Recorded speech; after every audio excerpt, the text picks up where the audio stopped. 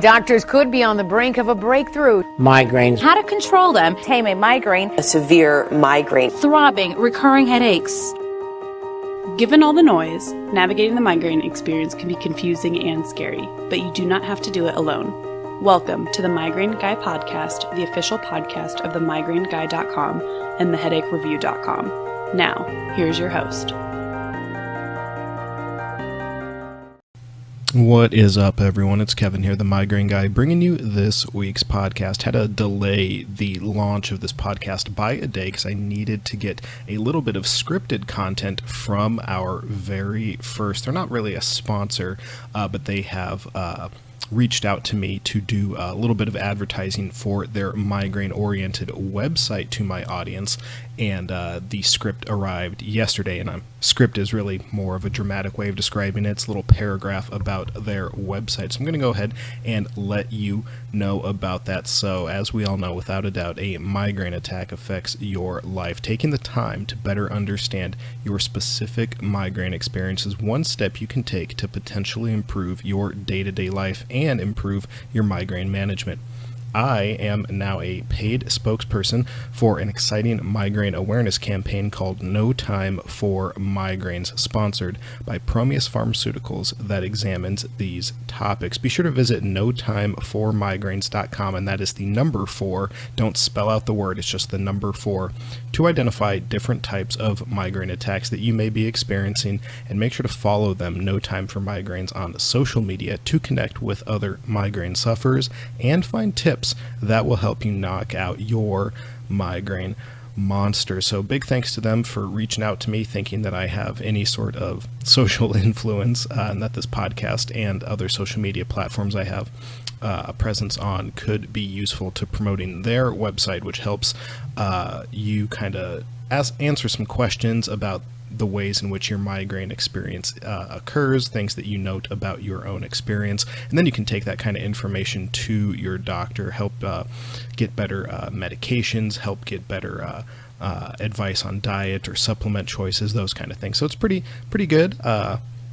Definitely happy to keep the lights on and get to raise migraine awareness. So really thankful for them to reaching out to me. So podcast audience, how you doing today? Let's see. This last week, migraine-wise, has been pretty par for the course. 4 to 5 migraines, level 3 to 5 pain, but I've been able to function pretty well. The thing that's been really annoying lately is the lack of sleep that I'm getting today. For example, I live in Nebraska, so that's Central Standard Time Zone, and it is currently 6:39 in the a.m., and I have been up for 4 hours already. Last night, I was so tired, man. I didn't sleep well the night before either, and wanted to go to bed at about 6 o'clock, but I knew that would be stupid because I'd wake up at 2. So I tried to push it off as long as I could. I think I made it until about 10 o'clock before I started dozing off on the couch, and so went up to bed, probably fell asleep about 10:30, and then it was like 2:01 a.m. I just woke up, and you ever wake up and your mind is just, it's like you woke up mid-sentence in your head, kind of mid-thought. It's as if my brain was doing all this non-conscious processing, and then I woke up and got to participate in it. And so yeah, just been up for a while, haven't been sleeping well. Yesterday had a more intense migraine for about 2 hours. I was able to chug some water, get out of the light, kind of restrict my environment to a degree that helped reduce the migraine pain, and then it just kind of stayed at the normal 3-ish pain level that it was prior to that, but it got up to about a 6, and I was starting to get worried.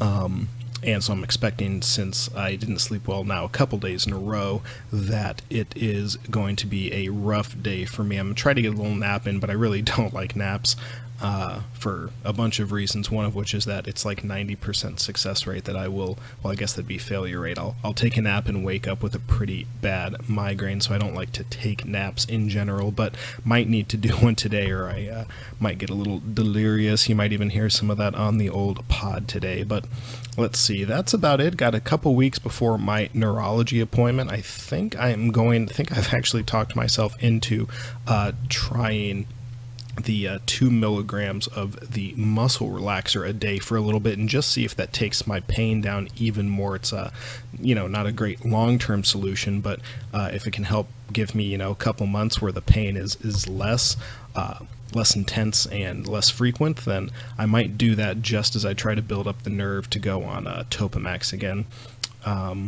That definitely seems to be what the neurologist wants to do, and unless I have serious reservations about it, he just wants me to at least consider it. But like I said a couple weeks ago, we're probably going to go with the time-released version, Trokendi, I think, but I might wait until maybe even the summer to start it, just because I have a fairly intense teaching load in this spring semester coming up, and so I don't want to, be a zombie or, have a bunch of brain fog or not, be teaching what I'm supposed to because I don't really understand it because of the meds I'm on. So all that kind of stuff I am looking forward to over the next couple weeks. But yeah, just crummy night's sleep this past couple days, so probably going to get a pretty rough migraine.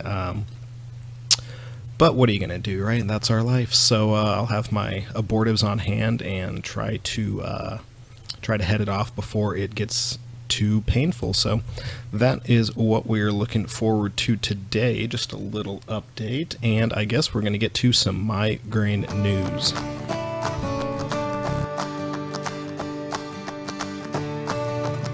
So this week's migraine news is a fairly serious topic. It has to do with past psychological trauma and migraines. The article is from back in June, but I just was reading it this morning and thought it brings up a really important issue for headache and migraine sufferers to be aware of, and that is past psychological trauma can be, it's not exactly sure how it is, what role it plays in contributing to headache and migraine conditions, but the correlation is there. And so one thing that the article highlights is that some sort of therapy to make sure that you've properly worked through as much as you can past psychological traumas can contribute to seeing a reduced amount of headache or migraine episodes per month. And so it's a tough discussion to have, especially with people who you're not very comfortable opening up with about sensitive topics. But it is certainly something that if you know that you had a event or a series of events in your past that really traumatized you psychologically and perhaps physically, then talking about it with at least a professional could be not only beneficial for your overall psychology, but might have a benefit in seeing a reduction in headache and migraine attacks throughout the week. The article is written not to be some sort of study or anything. The author, Jean Kim, she is a psychiatrist. She also has a past history with migraine. She currently doesn't have any, which is awesome, and we'll get to some of the reasons why. But the article starts out by kind of going through her personal migraine experience and then talking about her experience as a psychiatrist who gets a fair number, a non-negligible amount of patients who not only are talking about whatever they are there for her psychiatric advice on, but also mentioning that they get migraines, and she started noticing this with a certain amount of frequency that helped her dive into some of the research out there. Now we're going to get a little bit of terminology here. We need to talk about adverse childhood experiences because that's what a lot of the research focuses on. So adverse childhood experience, and ACE and ACE and migraine are very, very well correlated together. For example, rates, according to a 2015 study that was published in Neurology that she talks about in the article, rates of ACEs, those adverse childhood experiences, were about 24.5% in people with emotional neglect who got migraines. Additionally, 22.5% for emotional abuse and 17.7% for sexual abuse. And so the odds of migraine go up substantially when one or a combination of these ACE conditions, these ACE experiences, are in a person's past. And so if you go through a very psychologically traumatizing event, the likelihood that that is later going to manifest as migraines is higher than normal. It's higher than the average rate, and it's also higher compared with other headache conditions, at least the few that the studies have looked at. And so if you're getting migraines now, the tough question to ask yourself is, was there an event or a series of events in my past that were very, very challenging and traumatic? Have I worked through those issues? Have I sought expert advice on these issues to make sure that they're not haunting me still, and that they're fully dealt with? Because if not, this could be partially, for some people it might even be fully, but at least partially contributing to the reason that you are currently getting the migraines that you're getting now. There's a number of theories out there about why a past psychological trauma could manifest later on in life with migraines, some of which have to do with our fight or flight responses. What's the abbreviation? The HPA, the hypothalamic pituitary adrenal axis, seems to be affected in a way that means that later in life you're not going to handle stress the way a quote-unquote normal person would, and the way in which you're not handling stress normally could contribute to a lot of ways in which your adrenal glands and the biochemistry in your brain is responding to stress. And some of those things involve serotonin, which, as we know, plays a large factor, at least when a migraine is going on. Serotonin is a chemical in your brain that helps adjust mood, and it gets kind of out of whack during migraine attacks. And that also shows up with people who have past psychological traumas. And so this is an area of research that lots of people are starting to look into. But, it's still very unclear whether or not the HPA axis is really going to be able to help researchers and people who create medicines to actually do anything about it. But the main point of the article is that if you have a past psychological trauma, it is extremely important, not just for your migraine health, but just your mental health in general, to get the help that you need, to talk to the people that you need to talk to make sure that you're in a safe place now, and that you put barriers in place to prevent situations like that, those in the past, from ever coming up again. And so if you do have some of those psychological traumas that I listed earlier, or you have traumas that were not listed earlier, the article is hosted on Psychology Today, and at the top of where the article is, there is a Find a Therapist section, and you can find a generic therapist, you can find a psychiatrist, they have support group links, and treatment facilities if you need any of those things. So the website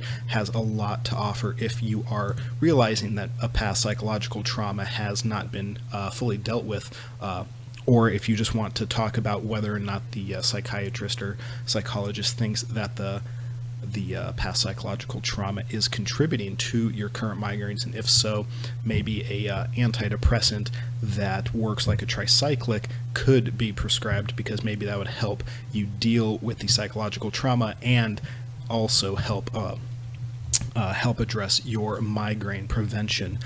And so that would just be a conversation to have, not just with a psychologist or psychiatrist, but also with your normal doctor, the one you see for your migraine meds. But it's an important conversation to have. It's a tough one. It's not one a lot of people want to deal with. It's easier to stuff away the emotions or just ignore it rather than deal with it head on. But if you're getting migraines right now because of past psychological trauma, just what a terrible way to live. Not just because the psychological trauma was so bad, but because it's still affecting you today in a way that's causing pain. So it's very difficult to work through these issues. I'm sure you and I have lots of experiences like that. We're working through the issues terrible, but if it means you could see a reduction in migraines, or at least have better overall mental health, then it is certainly worth it. So I'll go ahead and link to Dr. Kim's article, The Connection Between Migraines and Psychological Trauma, in the show notes. Again, as I said, it's on Psychology Today, and they have a Find a Therapist tab at the top if this story resonates with you. And if not, then I would just encourage you to not be on the lookout, but just be sensitive to the fact that as migraine sufferers, some of those statistics may put it like 1 in 4 if you had a past psychological trauma, basically guaranteed that you're going to have some kind of headache or migraine in the future. And so when we're talking with headache and migraine sufferers, even if we're not the kind of people that have had those experiences in the past, the people that we are talking to and trying to help through their migraine might have that in their past. And so it's just something to be sensitive to and something to keep in mind. So with that being said, let's get to today's migraine tip.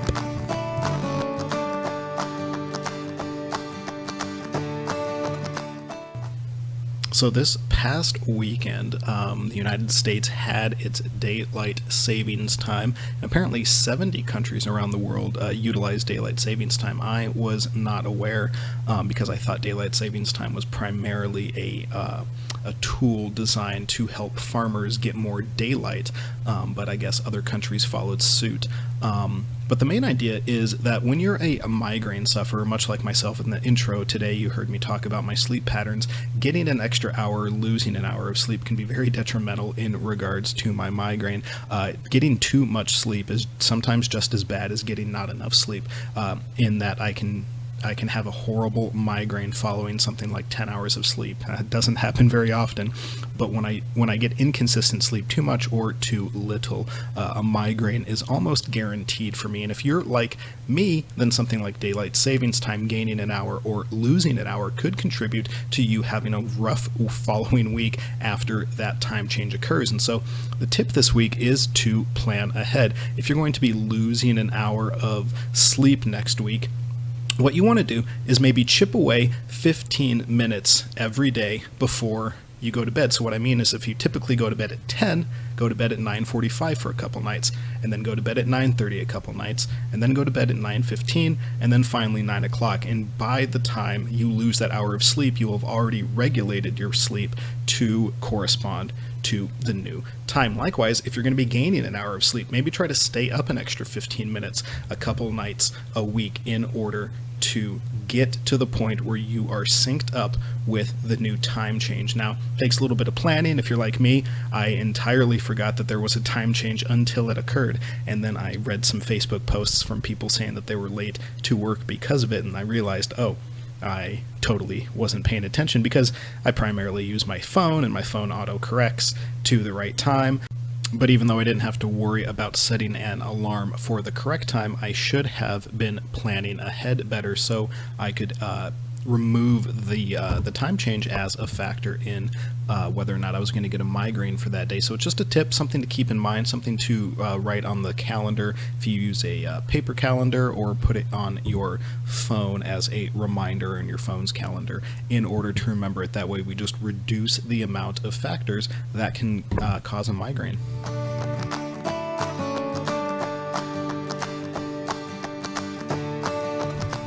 All right, everyone, with that, we are wrapping up yet another podcast. I would say it was a successful podcast, but at the very least, it was a podcast. So, as I said before, links to things that we talked about are going to be in the show notes below, so go ahead and check those out. If you want more detail, also make sure to head over to notimeformigraines.com, and that is 4 as in the number 4. Don't write out FOR, the number 4.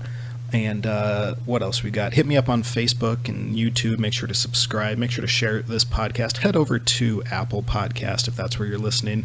I guess you wouldn't have to head over there. Just open it up and make sure to leave a review of the podcast, positive or negative. Anything is welcome. But more reviews means more views, which means more people will be exposed to migraine awareness like this. And so if that's the kind of thing you're into, I look forward to your review. And until next week, everybody, just remember, you are not alone. If you want to help keep everything that the Migraine Guy does free, then you can become a patron over at the website patreon.com. That's Patreon.com. Patreon lets people contribute funds to other people whose work they value. Becoming a patron does things for me, such as allowing me to buy new products so that I can do product review videos so that you know whether or not a given migraine product actually works before you buy it. It also helps me do things like upgrade the microphones and cameras for both the YouTube channel and this podcast. And more importantly, it helps me be accountable to you, my migraine community. You can pledge as low as $1 a month if you want to, and every single dollar does help. Just head over to patreon.com/themigraineguy to become a patron today.